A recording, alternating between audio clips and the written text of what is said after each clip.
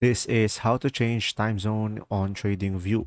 So guys, first is just simply go to your specific trade, and after that, you can just simply go to this icon over here on the top right corner. It will be an octagon icon. And from here, it will be the settings. And after that, just simply go to the symbol over here. And down below, you should be able to see here time zone, and from here you should be able to change the time zone over here based on your preferences. And after that, just simply click on OK, and you should be able to change it. And another one, if you don't have this icon, you can just simply right click on the trade, and from here you should be able to see the settings, and from there you should be able to see the same thing.